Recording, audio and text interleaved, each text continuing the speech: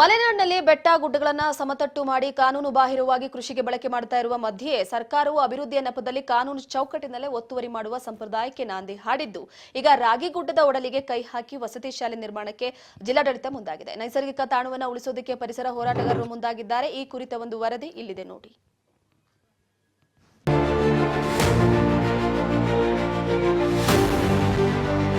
ಸುತ್ತಲೂ ಗುಡ್ಡ, ಉತ್ತಮ ಗಾಳಿ, ಅನೇಕ ಸಸ್ಯ ಪ್ರಭೇದಗಳು ಜೊತೆಗೆ ಶಿವಮೊಗ್ಗ ನಗರದ ಸಂಸ್ಕೃತಿಯ ಒಂದು ಭಾಗವೇ ಆಗಿರುವ ರಾಗಿಗುಡ್ಡ ಈಗ ಸರ್ಕಾರದ ಒತ್ತುವರಿಗೆ ನಲುಗಿದೆ. ಅಲ್ಲಿ ನೀರಿನ ಘಟಕಗಳು, ಹಾಸ್ಟೆಲ್, ಇಎಸ್ಐ ಆಸ್ಪತ್ರೆಗಳು ತಲೆ ಎತ್ತಿವೆ. ಈಗ ಮತ್ತೆ ವಸತಿ ಶಾಲೆ ನಿರ್ಮಾಣದ ನೆಪದಲ್ಲಿ ಸರ್ಕಾರಿ ಒತ್ತುವರಿ ಅವ್ಯಾತವಾಗಿ ಮುಂದುವರೆದಿದೆ. ಹೌದು, ಒಂದು ಕಾಲದಲ್ಲಿ ರಿಯಲ್ ಎಸ್ಟೇಟ್ ದಂಧೆಕೋರರು, ಮಣ್ಣು ಲೂಟಿಕೋರರಿಂದ ನಿರಂತರ ಒತ್ತುವರಿಯಾಗುತ್ತಿದ್ದ ಗುಡ್ಡವನ್ನು ಉಳಿಸಲು ಪರಿಸರ ಆಸಕ್ತರು ಹೋರಾಟವನ್ನೇ ಮಾಡಿದ್ದರು. ಗುಡ್ಡದಲ್ಲಿ 4,000ಕ್ಕೂ ಹೆಚ್ಚು ಸಸಿಗಳನ್ನು ನೆಟ್ಟು ಪೋಷಿಸಿದ್ದರು. ವಿವಿಧ ಔಷಧೀಯ ಗುಣಗಳುಳ್ಳ ಸಸ್ಯ ಪ್ರಭೇದಗಳನ್ನು ಬೆಳೆಸುವ ಮೂಲಕ ಅತ್ಯುತ್ತಮ ಔಷಧ ವನವನ್ನಾಗಿ ಮಾರ್ಪಡಿಸಿದ್ದರು. ಜಿಲ್ಲಾಡಳಿತ, ಅರಣ್ಯ ಇಲಾಖೆಯ ಸಹಯೋಗದಲ್ಲಿ ಹಲವಾರು ಸಂಘ ಸಂಸ್ಥೆಗಳು ಸ್ಥಳೀಯ ಸಸ್ಯ ಪ್ರಭೇದಗಳನ್ನು ನೆಟ್ಟು ಪೋಷಿಸಿಕೊಂಡು ಬಂದಿವೆ. ರಾಗಿಗುಡ್ಡದ ನಿರ್ದಿಷ್ಟ ಪ್ರದೇಶದಲ್ಲಿ ವಿವಿಧ ಔಷಧೀಯ ಗುಣಗಳುಳ್ಳ ಸಸ್ಯ ಪ್ರಭೇದಗಳನ್ನು ಬೆಳೆಸಲಾಗಿದೆ. ಈಗ ಈ ಗುಡ್ಡವನ್ನು ಸರ್ಕಾರದ ವಿವಿಧ ಯೋಜನೆಗಳಿಗೆ ಹಂಚಿಕೆ ಮಾಡಲಾಗಿದೆ. ನಗರದ ಹೊರವಲಯದಲ್ಲಿರುವ ರಾಗಿಗುಡ್ಡದ ಪ್ರಕೃತಿ ಸೌಂದರ್ಯ ನಯನ ಮನೋಹರವಾಗಿದೆ. ಗುಡ್ಡದ ಮೇಲೆ ನಿಂತರೆ ಇಡೀ ಶಿವಮೊಗ್ಗ ನಗರದ ದೃಶ್ಯ ಕಾಣಬಹುದು. ಅಂತ ಗುಡ್ಡಕ್ಕೆ ಮತ್ತೊಂದು ಆಪತ್ತು ಎದುರಾಗಿದೆ. 120 ಎಕರೆ ಸರ್ಕಾರವೇ ಹಸಿರೀಕರಣಕ್ಕೆ ಮೀಸಲಿಟ್ಟ ಜಾಗದಲ್ಲಿ ಜಿಲ್ಲಾಡಳಿತ ವಿವಿಧ ಯೋಜನೆಗಳಿಗೆ ಭೂಮಿ ನೀಡಿದೆ. ಈಗ 100 ಎಕರೆ ಉಳಿದುಕೊಂಡಿದ್ದು, ಈಗ ಮತ್ತೆ ಯಾವುದೇ ಯೋಜನೆಗೆ ಭೂಮಿ ನೀಡದೆ ಚಾಮುಂಡೇಶ್ವರಿ ಬೆಟ್ಟ ಹಾಗೂ ನಂದಿ ಬೆಟ್ಟದ ತರ ಅಭಿವೃದ್ಧಿಗೊಳಿಸಿ ಎನ್ನುತ್ತಾರೆ ಪರಿಸರ ಹೋರಾಟಗಾರರು. ನಾವು ಶಿವಮೊಗ್ಗ ನಗರದ ಮಲೆನಾಡಿನ ಹೆಬ್ಬಾಗಿಲು ಅಂತ ಕರೆಸ್ಕೊಳ್ಳುವಂಥ ಶಿವಮೊಗ್ಗ ನಗರದ ಪ್ರತಿಷ್ಠಿತ ರಾಗಿಗುಡ್ಡದಲ್ಲಿ, ಪ್ರವಾಸಿ ತಾಣವಾದಂಥ ರಾಗಿಗುಡ್ಡದಲ್ಲಿ ಇದ್ದೀವಿ. ಇವತ್ತು ಏನಾಗ್ಬಿಟ್ಟಿದೆ ಅಂತ ಹೇಳಿದ್ರೆ, ಇವತ್ತು ಇಲ್ಲಿ 110 ಎಕರೆ ಟೋಟಲ್ ಈ ರಾಗಿಗುಡ್ಡ ಏರಿಯಾ. ಇದರೊಳಗೆ ಈಗಾಗಲೇ ವಿವಿಧ ಕಾಮಗಾರಿಗೆ ಅಂತ ಹೇಳ್ಬಿಟ್ಟು 36 ಎಕರೆ ಹಂಚಿಬಿಟ್ಟಿದ್ದಾರೆ. ಅದರೊಳಗೆ ಹಿಂದುಗಡೆ ತಾರಾಲಯ ಮತ್ತು ಇತರೆ ಕಾಮಗಾರಿಗಳಿಗೂ ಹಂಚಿದ್ದಾರೆ. ಈ ಎಲ್ಲ ಕಾಮಗಾರಿಗಳನ್ನು ಸ್ಥಗಿತಗೊಳಿಸಬೇಕು ಅಂತ ಹೇಳಿ ನಾವು 2020ರಿಂದ ಸತತವಾಗಿ ನಾವು ಎಲ್ಲ ಹೋರಾಟಗಳನ್ನು ಮಾಡ್ಕೊಂಡು ಬಂದಿದ್ದೀವಿ.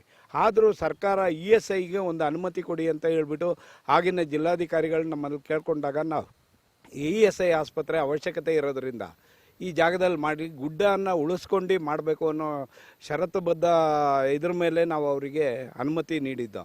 ಆದರೆ ಅವರು ಅದನ್ನು ವೈಲೇಷನ್ ಮಾಡಿಬಿಟ್ಟು ಇಡೀ ಗುಡ್ಡನ ಕರಗಿಸ್ಬಿಟ್ಟಿದ್ದಾರೆ. ಆ 5 ಎಕರೆ ಜಾಗದಲ್ಲಿ ಪೂರ್ತಿ ಗುಡ್ಡಗಳನ್ನು ಕರಗಿಸ್ಬಿಟ್ಟಿದ್ದಾರೆ. ಅತ್ಯಂತ ದುಃಖಕರವಾದ ವಿಚಾರ.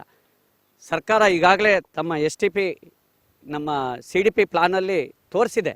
ಇದು ಶಿವಮೊಗ್ಗ ನಗರದ ಹಸಿರಿಗಾಗಿ ರಿಸರ್ವ್ ಆಗಿ ಇಟ್ಟಿರುವಂತಹ ಜಾಗ.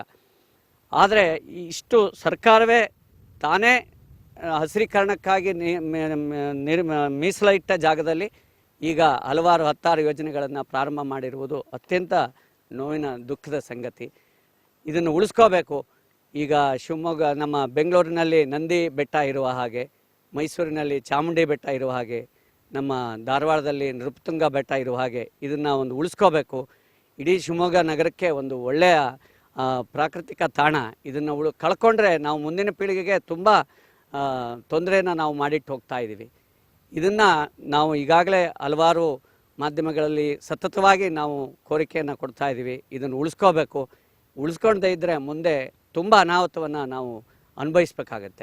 ಇನ್ನು ಈಗಾಗಲೇ ಮಲೆನಾಡಿನಲ್ಲಿ ಸೇರಿ ಪಶ್ಚಿಮ ಘಟ್ಟಗಳ ಬೆಟ್ಟ ಗುಡ್ಡಗಳಿಗೆ ಅಭಿವೃದ್ಧಿ ಹೆಸರಿನಲ್ಲಿ ಯಂತ್ರಗಳ ಮೂಲಕ ಅಗೆದು ವಿಕೋಪಗಳು, ಗುಡ್ಡ ಕುಸಿತ ಪ್ರಕರಣಗಳನ್ನು ಕಾಣುತ್ತಿದ್ದೇವೆ.